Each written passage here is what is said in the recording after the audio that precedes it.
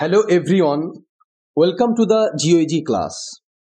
আজকের আলোচনার বিষয় সেকেন্ড ডাব্লিউবি এসএলএসটি 2025 এর 11-12 লেভেলের যে পরীক্ষা, তাতে একটা প্রশ্ন এসেছিল মাসাই মারা অরণ্য সম্পর্কে। কমিশন যে উত্তরটা নিয়েছে সেই উত্তর নিয়ে যথেষ্ট বিতর্ক তৈরি হয়েছে। আজকের আলোচনাতে এটা ক্লিয়ার হবে যে কমিশনের উত্তরটা কতটা সঠিক নাকি ভুল, যার জন্য পুরো ভিডিওটা দেখা অবশ্যই দরকার। যাই হোক, যে কোয়েশ্চেনটা এসেছিল সেটা হচ্ছে আফ্রিকার মাসাই মারা অরণ্য অঞ্চলটি নিম্নের কোন জলবায়ু শ্রেণীর অন্তর্গত? অপশান ছিল নিরক্ষীয় জলবায়ু, সাভানা জলবায়ু, ভূমধ্য সাগরীয় জলবায়ু, তৈগা জলবায়ু। কমিশন যে উত্তরটা নিয়েছে সেটা হচ্ছে সি, অর্থাৎ ভূমধ্য সাগরীয় জলবায়ু। এবার দেখা যাক যে এই মাসাই মারা অরণ্য অঞ্চলে প্রকৃতপক্ষে কি ধরনের জলবায়ু বিরাজ করে।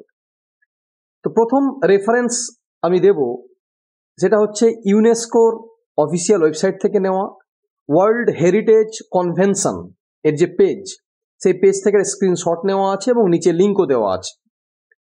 এখানে বলা হয়েছে the Maasai Mara national reserve as a savanna ecosystem is contiguous to the Serengeti national park in the united republic of Tanzania.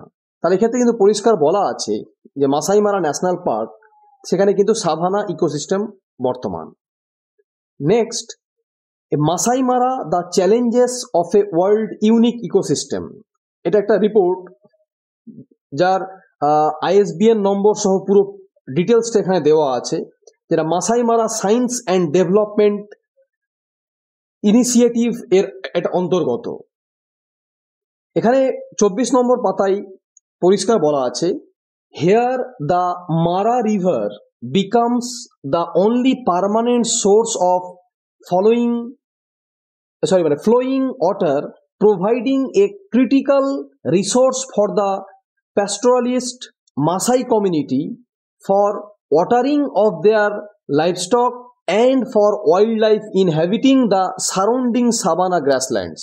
তাহলে এখানে পরিষ্কার বলা আছে যে এই অঞ্চলে একমাত্র পার্মানেন্ট ফ্লোয়িং নদী হচ্ছে সেটা হচ্ছে মারা রিভার, যে নদী থেকে তারা তাদের যে পশুপালনের পাশাপাশি যে ওখানে তাদের যে ইনহ্যাবিটিং ইন সারাউন্ডিং সাভানা গ্রাসল্যান্ড, তার যে ওয়াইল্ড লাইফ, সেখানে কিন্তু এই জলের যোগান এই মারা রিভার থেকেই হয় বা দেওয়া হয়।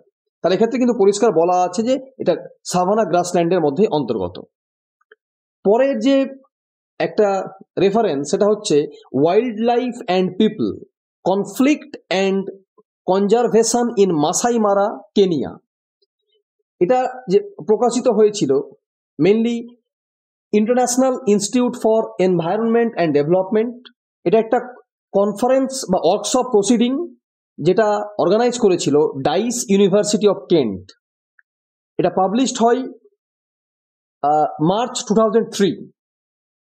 ওকে, এবং এর সিরিজ নাম্বার ছিল 14। পুরো ডিটেলস এখানে দেওয়া আছে। এখানে যেটা বলা হয়েছে, ওপেনিং অ্যাড্রেসে বলা আছে, the Maasai Mara national reserve is a unique resource for the Maasai people, the country of Kenya, and the world in general. Its 1,500 square kilometer of grassland savanna are home to an outstanding variety of wildlife of every description. তাহলে এখানে খুব clear ভাবেই বলা আছে যে যে মাসাই Mara national reserve, যেখানে যে একটা ইউনিক রিসোর্স, যেটা শুধু মাসাই পিপলের জন্যই নয়, পুরো পৃথিবীর জন্যই একটা ইউনিক রিসোর্স প্রোভাইড করে, যার বিস্তৃতি 1500 স্কোয়ার কিলোমিটার, এবং এখানে যে গ্রাসল্যান্ড আছে সেটা হচ্ছে savanna grassland. Next, human geography Majid Hussain স্যারের বই, এর 491 পাতায় বলা হয়েছে, under the prevailing geo climate conditions the Maasai territory has tropical grassland climate. তাহলে এর যে জিও ক্লাইমেট কন্ডিশন, সেটাকে বিচার করে এটা বলা যাচ্ছে যে এটা ট্রপিক্যাল গ্রাসল্যান্ড ক্লাইমেটের অন্তর্গত। ট্রপিক্যাল গ্রাসল্যান্ড মানেই সাভানা ক্লাইমেট।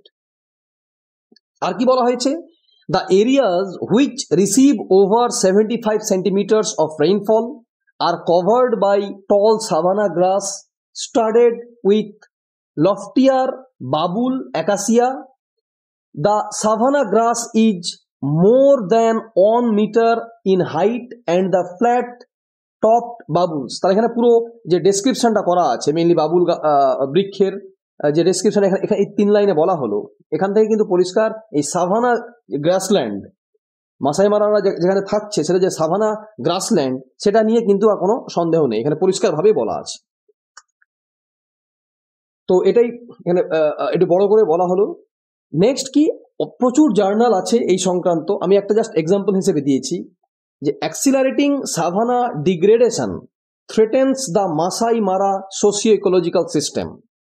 এটা একটা এলসিভিয়ার জার্নাল, যেখানে পরিষ্কারভাবে বলা আছে the greater Maasai Mara ecosystem in Kenya is an iconic African savanna ecosystem, a major tourist destination. তাহলে এক্ষেত্রেও কিন্তু বলা আছে যে এটা আফ্রিকান সাভানা ইকোসিস্টেমের অন্তর্গত এবং একটা মানে এটা অন্যতম ট্যুরিস্ট ডেস্টিনেশন। এখানে লিংক দেওয়া আছে, ডিওআই নাম্বারও দেওয়া আছে, ডাউনলোড করা যেতে পারে। নেক্সট কি, যে মাসাই মারা ল্যান্ডস্কেপ, এটা একটা অফিসিয়াল ওয়েবসাইট, সেখান থেকে স্ক্রিনশট করে দেওয়া আছে। এখানে বলা হয়েছে rolling গ্রাসল্যান্ডস dissected by river valleys, framed by escarpments and interspersed with acacia woodlands। তাহলে এক্ষেত্রে কিন্তু এই creating a classical African savanna scene, তাহলে এই যে পুরো এর বৈশিষ্ট্যটা দেওয়া আছে সেটা কিন্তু একটা আফ্রিকান সাভানা সিন তৈরি করছে বা তার বৈশিষ্ট্য বহন করছে, এটা কিন্তু ক্লিয়ারলি বলা আছে। ডান দিকে লিঙ্ক দেওয়া আছে। তো আজকের এই আলোচনার পুরো কন্টেন্টটা বা সাপোর্টিং ডকুমেন্টসটা ডেসক্রিপশন বক্সে দিয়ে দেওয়া হবে। অবশ্যই পুরো ভিডিওটা দেখে নিলে এটা চ্যালেঞ্জ করতে অনেকটাই সুবিধা হবে। আজ এ পর্যন্তই, খুব শীঘ্রই পরবর্তী ভিডিও নিয়ে আবার হাজির হব। তো থ্যাংক ইউ সবাইকে।